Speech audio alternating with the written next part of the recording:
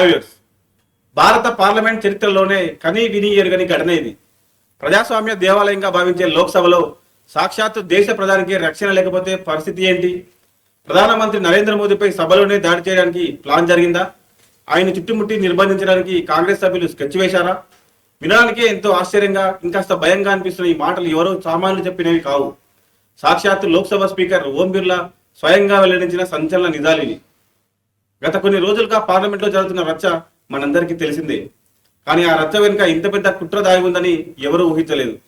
ప్రధాని మోదీ సభలోకి వస్తే ఆయన్ని టార్గెట్ చేయడానికి ప్రతిపక్షాలు, ముఖ్యంగా కాంగ్రెస్ పార్టీ ఒక పక్కా వ్యూహాన్ని రచించిందని స్పీకర్ తెలిపారు.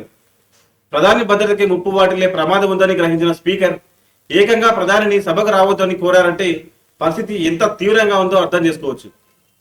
మరోవైపు లోక్సభలో మాట్లాడిన ప్రధాని రాజ్యసభలో మాత్రం గర్జించారు. అసలు ఆ రోజు సభలో ఏం జరగాల్సి ఉంది? కాంగ్రెస్ మహిళా ఎంపీలను ముందు పెట్టి నడిపిన ఆ ప్లాన్ ఏంటి? ప్రధాని ప్రసంగం లేకుండానే లోక్సభ ఎందుకు ముగిసింది? దీనిపై ప్రియాంక గాంధీ ఏమంటున్నారు? ఈ పూర్తి వివరాలను, తెర వెనుక జరిగిన హైడ్రామాను ఈరోజు స్పెషల్ స్టోరీలో విశ్లేషించుకుందాం. వీడియో చివరి వరకు చూడండి.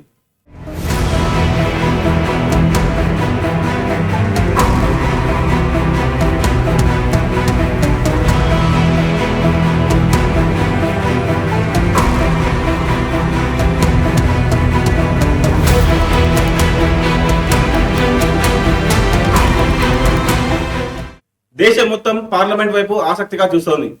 రాష్ట్రపతి ప్రసంగానికి ధన్యవాద తీర్మానంపై ప్రధాని మోదీ మాట్లాడాల్సి ఉంది. ఆయన ఏం మాట్లాడతారో, ప్రతిపక్షాలకు ఎలాంటి కౌంటర్ ఇస్తారో అని అందరూ ఎదురు చూస్తున్నారు. కానీ అనూహ్యంగా ప్రధాని లోక్సభలో ప్రసంగించలేదు. అసలు సభలోకే రాలేదు. ఎందుకు? దీనికి సమాధానం చెప్తూ లోక్సభ స్పీకర్ ఓం బిర్లా చేసిన వ్యాఖ్యలు దేశ రాజకీయ వర్గాల్లో ప్రకంపనలు సృష్టించాయి. స్పీకర్ ఏమన్నారంటే, నాకు అందిన ఖచ్చితమైన సమాచారం ప్రకారం ప్రధాని మోదీ సభలోకి రాగానే ఆయన చుట్టుముట్టడానికి కాంగ్రెస్ సభ్యులు ప్లాన్ చేశారు. సభలో ఉద్రిక్త వాతావరణం సృష్టించి ప్రధానిని మాట్లాడనీయకుండా అడ్డుకోవడమే కాదు, ఆయనపై భౌతికంగా దాడి చేయడానికి లేదా ఆయన భద్రతకు ముప్పు కలిగించేలా ప్రవర్తించడానికి సిద్ధమయ్యారు అని స్పీకర్ వెల్లడించారు. సాధారణంగా పార్లమెంట్లో నిరసనలు సహజం. వెల్లోకి రావడం, నినాదాలు చేయడం మనం టీవీలో చూస్తూనే ఉంటాం.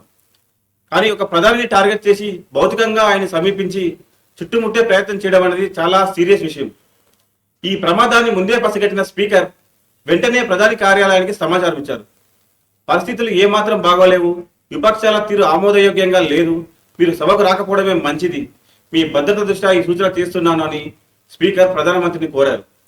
దీనిపై స్పందించిన మోదీ సభ గౌరవాన్ని కాపాడడం కోసం అవాంఛనీయ ఘటనలకు తావివ్వకూడదనే ఉద్దేశంతో స్పీకర్ మాటకు విలువనిచ్చి సభకు రాలేదు. అంటే ప్రధాని గైర్హాజరు వెనుక రాజకీయ కారణం లేదు, కేవలం భద్రతా కారణం మాత్రమే ఉందన్నది ఇక్కడ స్పష్టమవుతోంది. ఇక్కడ మనం గమనించాల్సిన అతి ముఖ్యమైన పాయింట్ కాంగ్రెస్ మహిళా ఎంపీల ప్రవర్తన. స్పీకర్ ఓం బిర్లా తన మాటల్లో ప్రత్యేకంగా కాంగ్రెస్ మహిళా ఎంపీల ప్రవర్తనను నేను ఖండిస్తున్నాను అని పేర్కొన్నారు. దీన్ని బట్టి కాంగ్రెస్ వ్యూహం ఎలా ఉందో విశ్లేషకులు అంచనా వేస్తున్నారు. कांग्रेस पार्टी के कई सदस्य माननीय प्रधानमंत्री जी के आसन पर पहुंचकर कोई भी अप्रत्याशित घटना कर सकते थे। ये दृश्य मैंने सदन में देखा भी सही। अगर ये घटना हो जाती तो ये अत्यंत अप्रिय दृश्य देश के लोकतांत्रिक परंपराओं को तार तार कर देता।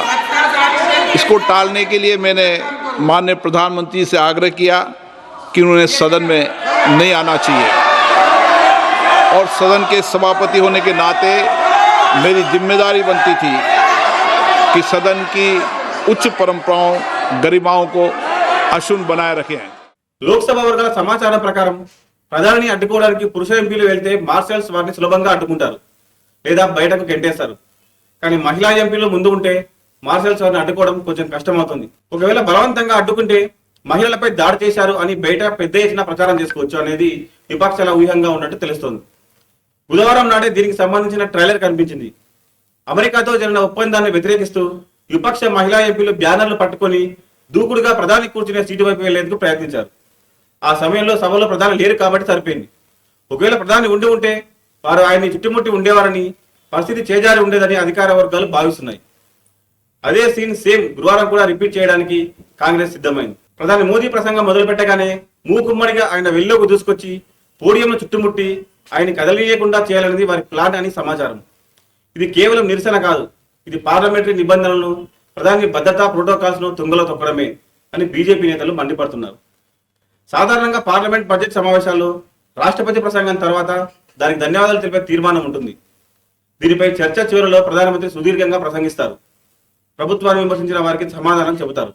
ఇది దశాబ్దాలుగా వస్తున్న సంప్రదాయం. కానీ గురువారం లోక్సభలో ఒక అరుదైన దురదృష్టకరమైన సంఘటన జరిగింది. ప్రధాని మోదీ ప్రసంగం లేకుండానే రాష్ట్రపతి ప్రసంగానికి ధన్యవాద తీర్మానాన్ని ఆమోదించాల్సి వచ్చింది. ప్రధాని పార్లమెంట్ ఆవరణలోనే తన ఛాంబర్లోనే అందుబాటులో ఉన్నారు, మాట్లాడడానికి సిద్ధంగా ఉన్నారు. కానీ స్పీకర్ తీసుకున్న నిర్ణయం వల్ల ఆయన రాలేకపోయారు. లోక్సభ వర్గాల సమాచారం ప్రకారం ప్రధాని సభకు వస్తే ఖచ్చితంగా గందరగోళం జరుగుతుంది, విపక్ష సభ్యులు భౌతికంగా ఆయన అడ్డుకునే ప్రమాదం ఉందని నిఘా వర్గాలు హెచ్చరించాయి. దీంతో స్పీకర్ రిస్క్ తీసుకోదలుచుకోలేదు. సభను సజావుగా నడపడం కంటే దేశ ప్రధాని భద్రత, సభ గౌరవం ముఖ్యమని ఆయన భావించారు. అందుకే ప్రధాని లేకుండానే తీర్మానాన్ని ఓటింగ్ పెట్టి ఆమోదించారు. ఇది పార్లమెంట్ చరిత్రలోనే ఒక బ్లాక్ డేగా మిగిలిపోతుందని రాజకీయ విశ్లేషకులు అంటున్నారు. ఇక్కడ మనం గమనించాల్సిన మరొక కీలకమైన విషయం ఉంది. విపక్షాలు ఆరోపిస్తున్నట్లు ప్రధాని మోదీ సమాధానం చెప్పడానికి భయపడ్డారా, ముఖం చాటేయాలనుకున్నారా అంటే కాదు అనే సమాధానమే వినిపిస్తుంది. ఎందుకంటే లోక్సభలో ప్రసంగించిన ప్రధాని మోదీ రాజ్యసభలో మాత్రం గర్జించారు. లోక్సభలో కుట్రకోణం, భద్రతా కారణాల వల్ల స్పీకర్ ఆయన్ని వారించారు కాబట్టి అక్కడ మౌనంగా ఉన్నారు. కానీ పెద్దల సభ అయిన రాజ్యసభలో మాత్రం ఆయన సుదీర్ఘంగా ప్రసంగించారు. రాష్ట్రపతి ప్రసంగానికి ధన్యవాద తీర్మానంపై రాజ్యసభలో జరిగిన చర్చకు ఆయన చాలా స్పష్టంగా, ఘాటుగా సమాధానం ఇచ్చారు. తన ప్రభుత్వంపై వచ్చిన విమర్శలను తిప్పికొట్టారు. దీన్ని బట్టి మనకు ఏం అర్థమవుతోంది?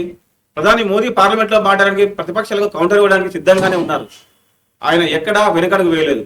కానీ లోక్సభలో కాంగ్రెస్ పడినట్లుగా చెబుతున్న వ్యూహం, అక్కడ ఉన్న ఉద్రిక్త పరిస్థితుల వల్లే ఆయన లోక్సభలో ప్రసంగాన్ని విరమించుకోవాల్సి వచ్చింది. రాజ్యసభలో ప్రశాంతంగా మాట్లాడిన ప్రధాని లోక్సభలో ఎందుకు మాట్లాడలేకపోయారు అంటే అక్కడ కాంగ్రెస్ సభ్యులు, ముఖ్యంగా మహిళా ఎంపీలు ఆయన ఫిజికల్ గా టార్గెట్ చేయడానికి సిద్ధంగా ఉన్నారన్న సమాచారమే ప్రధాన కారణం. రాజ్యసభలో ఆయన ప్రసంగం సజావుగా సాగడం, లోక్సభలో మాత్రం ఆ పరిస్థితి లేకపోవడం స్పీకర్ ఓం బిర్లా చెప్పిన కుట్ర ఆరోపణలకు బలాన్ని చేకూరుస్తోంది. సభలో ఇంతటి ఉద్రిక్తత, ఇంతటి ఆగ్రహావేశాలు రావడానికి కారణం ఏంటి? కాంగ్రెస్ ఎందుకు ఇంత అగ్రెసివ్ గా మారింది? దీనికి ప్రధానంగా 2 కారణాలు కనిపిస్తున్నాయి. మొదటిది, మాజీ ఆర్మీ చీఫ్ ఎంఎం నరవణే రాసిన పుస్తకం 4 స్టార్ ఆఫ్ డెస్టినీ. లద్దాఖ్ సరిహద్దులో చైనాతో జరిగిన ఘర్షణల గురించి, అగ్నిపథ్ స్కీమ్ గురించి నరవణే తన పుస్తకంలో కొన్ని కీలక విషయాలను ప్రస్తావించారు.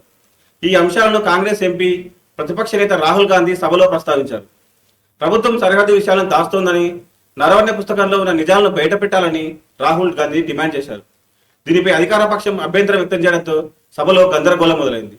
రాహుల్ గాంధీ వ్యాఖ్యలు సభను రెచ్చగొట్టేలా ఉన్నాయని బీజేపీ ఆరోపించింది. ఇక రెండో కారణం, అమెరికాతో భారత్ కుదుర్చుకున్న వాణిజ్య ఒప్పందం. ఈ ఒప్పందాన్ని విపక్షాలు తీవ్రంగా వ్యతిరేకిస్తున్నాయి. ఇందులో అవకతవకలు జరిగాయని, దేశానికి నష్టమని ఆరోపిస్తున్నాయి. దీనిపై ప్రధాని సమాధానం చెప్పాలని డిమాండ్ చేస్తూ మహిళా ఎంపీలు ప్లకార్డులు పట్టుకొని ప్రధాని సీటు వైపు వెళ్లే ప్రయత్నం చేశారు. ఈ 2 అంశాలను అడ్డం పెట్టుకుని ప్రభుత్వాన్ని ఇరకాటంలో పెట్టడమే కాకుండా ఏకంగా ప్రధాని సభలో అడ్డుకోవాలనే స్థాయికి కాంగ్రెస్ నిరసన వెళ్ళింది. చర్చ ద్వారా సమస్యలు పరిష్కరించుకోవాల్సిన సభలో ఇలా భౌతిక దాడుల స్థాయికి ఆలోచనలు వెళ్లడం ప్రజాస్వామ్యానికి మంచిది కాదనేది మేధావుల అభిప్రాయం. మరోవైపు స్పీకర్ చేసిన ఆరోపణలను కాంగ్రెస్ పార్టీ తీవ్రంగా ఖండించింది. ఇదంతా అబద్ధమని కొట్టిపారేసింది. కాంగ్రెస్ నాయకురాలు ప్రియాంక గాంధీ దీనిపై స్పందిస్తూ ఘాటు వ్యాఖ్యలు చేశారు. స్పీకర్ ఓం బిర్లా చెబుతున్న మాటల్లో అసలు వాస్తవమే లేదు, మా ఎంపీలు ఎవరూ దాడికి ప్లాన్ చేయలేదని ఆమె స్పష్టంగా తెలిపారు. అంతేకాదు, ఆమె రివర్స్ అటాక్ మొదలుపెట్టారు. మీరు సభలో ప్రతిపక్ష నేత రాహుల్ గాంధీని మాట్లాడనివ్వరు, ఆయన మైక్ కట్ చేశారు. కానీ మీ సభ్యులు మాత్రం ఎలాంటి అనుచిత వ్యాఖ్యలు చేసినా, ఏ పుస్తకాన్ని ప్రస్తావించినా అనుమతిస్తారు. ఇదెక్కడి న్యాయం? మా గొంతు నొక్కుతున్నప్పుడు మేము నిరసన తెలపక ఏం చేస్తాం? విపక్ష సభ్యులు తమ నిరసన వ్యక్తం చేయడం రాజ్యాంగం ఇచ్చిన హక్కు అని ఆమె వాదించారు. మీడియా కూడా ప్రభుత్వాన్ని ప్రశ్నించాలని ఆమె సూచించారు. లోక్సభలో ప్రతిపక్ష నేతలు మాట్లాడేందుకు ఎందుకు అనుమతించడం లేదు? ప్రధాని మోదీ దీనికి ఎందుకు సమాధానం చెప్పడలేదు? అసలు సమస్యను పక్కన పెట్టి మాపై నిందలు వేయడం సరికాదు అని ప్రియాంక గాంధీ కౌంటర్ ఇచ్చారు. So the women MPs were standing in front of the Treasury bench. So what? And the Prime Minister, the absolute lies. It is an absolute lie. There is no question of anybody raising any hands on the Prime Minister, trying to hurt him or any such thing. There is no question. So it is absolutely wrong of anybody to say that there was any such plan. There was no such plan.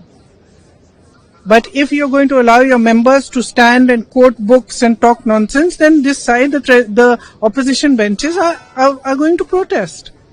And I'm sorry, but the Prime Minister is now hiding behind the Speaker. They are making the Speaker say all this. Because yesterday he did not have the guts to come in the House. What? Because 3 women were standing in front of his bench? What nonsense is this? అయితే నిరసన హక్కు వేరు, ప్రధాని చుట్టుముట్టే plan వేరు అని అధికార పక్షం వాదిస్తుంది. నినాదాలు చేయడం వరకు ఓకే, కానీ ప్రధాని సీటు దగ్గరికి వెళ్లడం, ఆయన భద్రతకు భంగం కలిగించడం హక్కు ఎలా అవుతుందని బీజేపీ ప్రశ్నిస్తోంది. మొత్తానికి చూస్తే పార్లమెంట్ సమావేశాలు వాదోపవాదాలకు వేదిక కావాల్సింది పోయి యుద్ధరంగాన్ని తలపిస్తున్నాయి. ప్రధాని మోదీపై దాడికి కుట్ర జరిగిందని స్వయంగా స్పీకర్ చెప్పడం, దానికి కాంగ్రెస్ కౌంటర్ ఇవ్వడం చూస్తుంటే రాజకీయాలు ఎంతగా దిగజారాయో అర్థమవుతోంది. నరవనే పుస్తకంలోని అంశాలపై చర్చ జరగాల్సిందే. అమెరికా ఒప్పందంపై అనుమానాలు ఉంటే నివృత్తి చేయాల్సిందే. కానీ దానికి ఒక పద్ధతి ఉంటుంది. ప్రధానిని భౌతికంగా అడ్డుకోవాలనుకోవడం, మహిళా ఎంపీలు అడ్డం పెట్టుకుని రాజకీయం చేయాలనుకోవడం సరైన పద్ధతి కాదని సామాన్య ప్రజలు భావిస్తున్నారు. రాజ్యసభలో మాట్లాడిన ప్రధాని లోక్సభలో ఎందుకు మాట్లాడలేదు అనే ప్రశ్నకు ఇప్పుడు స్పష్టమైన ఆన్సర్ దొరికింది. అది భయం కాదు, బాధ్యత. సభలో గొడవ జరగకూడదన్న ఉద్దేశం. అసలు ఆ రోజు సభలో సీసీటీవీ ఫుటేజ్లు బయటకు వస్తాయా? ఈ కుట్ర ఆరోపణలపై పూర్తి స్థాయి విచారణ జరుగుతుందా, లేదా ఇది కూడా ఒక రాజకీయ ఆరోపణగా మిగిలిపోతుందా? కాలమే సమాధానం చెప్పాలి. ఈ ఘటనపై మీ అభిప్రాయం ఏంటి? పార్లమెంట్ లో విపక్షాల తీరు సరైనదేనా, లేదా స్పీకర్ తీసుకున్న నిర్ణయం కరెక్టేనా? మీ అభిప్రాయాన్ని కామెంట్స్ రూపంలో తెలియజేయండి. ఇలాంటి మరిన్ని ట్రెండింగ్ వీడియోల కోసం న్యూస్ 18 తెలుగు ఛానల్ సబ్స్క్రైబ్ చేసుకోండి.